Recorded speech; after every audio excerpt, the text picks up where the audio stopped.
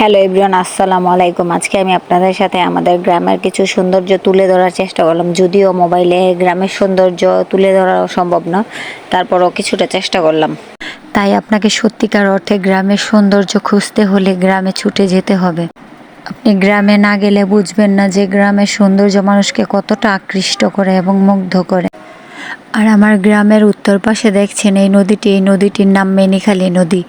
আর আমরা শৈশব কেটেছে এই নদীতে গোসল করে। কিন্তু এখন বর্তমান পরিস্থিতিতে নদীর পানি, এখন বর্ষাকাল তো তাই ভালো ভালো আছে। আর অন্য সময়ে নদীর পানিগুলো ভালো থাকে না, কোম্পানির বর্জ্য ময়লা ফেলে এই নদীটাকে পুরো দূষিত করে ফেলা হয়েছে। ওই যে দূরে একটা নৌকা দেখা যায়, এই নৌকা করে জেলে মাছ ধরছে। আর জেলে যে জিনিসটা দিয়ে মাছ ধরছে ওটা বাঁশ এবং জাল দিয়ে বানানো হয়েছে। আর আমরা এটাকে আমাদের আঞ্চলিক ভাষায় বলি যে খরা। খরা দিয়ে মাছ ধরে। এই জালটাতে কিন্তু অনেক প্রকারের মাছ ওঠে, ছোট বড় নানান পদের মাছ এই নদী থেকে পাওয়া যায়।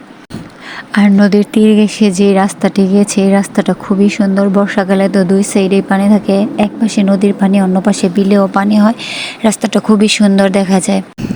রাস্তার পাশে একটি কৃষ্ণচূড়া গাছ আছে। এই কৃষ্ণচূড়া গাছটাতে এখন মাত্র একটি ফুল আছে। যখন গাছটাতে ফুল ফুটে তখন কিন্তু অনেক সুন্দর লাগে এই জায়গাটা। আর গাছটাও অনেক সুন্দর লাগে, পুরো লাল হয়ে যায়। আমরা সবাই মিলে বিকেলে ঘুরতে গিয়েছিলাম। ওই ফাঁকে কিছুটা ভিডিও করে আপনাদেরকে দেখাচ্ছি। দেখুন, নদীর ওই পাশে একটা কোম্পানি গড়ে উঠেছে। আর এই কোম্পানিটা অনেকটা জায়গা নিয়ে গড়ে উঠেছে। আর এই জমিগুলাতে আগে যখন কোম্পানি ছিল না, ধান চাষ করতে সবাই, তখন আর কাউকে চাল কিনে খেতে হতো না। সারা বছরের চাল কিন্তু এই জমিতেই চাষ করে তারা যোগান দিত। আর এখন কোম্পানিটা হওয়ার পর থেকে তো জায়গাগুলো দখল করে নিয়েছে কোম্পানি। এখন আর মানুষ আগের মতো ধান চাষবাস করে না। এক সময় হয়তো নদীটাও বিলুপ্ত হয়ে যেতে পারে, কারণ কোম্পানি যেভাবে জায়গা দখল করতেছে নদীটা নাও থাকতে পারে। এতক্ষণ আপনারা আমার গ্রামের উত্তর পাশে নদীর দৃশ্য দেখেছেন, আর এটা হচ্ছে আমার গ্রামের দক্ষিণ পাশে বিলের দৃশ্য। দেখুন কি সুন্দর একটি পাখি বসে বিশ্রাম করছে।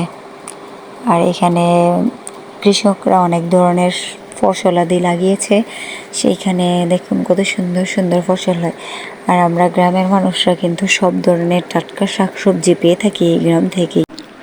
আমরা যখন ছোট ছিলাম এই গ্রামের প্রত্যেকটা মানুষই কিন্তু চাষবাস করতো এবং তাদের কোনো কিছু কিনে খেতে হতো না। কিন্তু এখন সেটা কিন্তু সম্ভব হয় না। এখন 100 থেকে মনে হয় 4-5 জন লোক চাষবাস করে, আর সবাইয়ের কিন্তু কিনেই খেতে হয়। জঙ্গলে হয়ে আছে নাম না জানা অসম্ভব সুন্দর একটি ফুল। দেখুন কত সুন্দর। দেখুন গাছে কি সুন্দর চাল কুমড়া হয়ে আছে। আর এখানে দেখছেন যে এই জায়গাটা বিলের মধ্যে ছেলেরা যুবকরা মিলে এখানে মাছ চাষ করতেছে। চাষের মাছ হলো, বিলের মধ্যে যেগুলা চাষ করা হয় সেই মাছগুলা কিন্তু খেতে খারাপ লাগে না, অনেকটা নদীর মাছের মতোই লাগে। বর্ষাকালে এই বিলে পানি হয়, আর অন্য সময় যখন পানি থাকে না এই জমিগুলোতে ধান চাষ করা হয়। কত ধরনের শাক এখানে রোপণ করা হয়েছে, পাট শাক, পুঁই শাক, তারপর মূলা শাক। গ্রামে কিন্তু সব ধরনের শাকসবজি আপনি একদম টাটকা ফ্রেশ পাবেন, যেটা অন্য জায়গায় সম্ভব না, একমাত্র গ্রামের মানুষই পেয়ে থাকে। দেখুন একটা সরিষা ফুলের মধ্যে কত সুন্দর ফুল হয়েছে, সরিষা ফুল।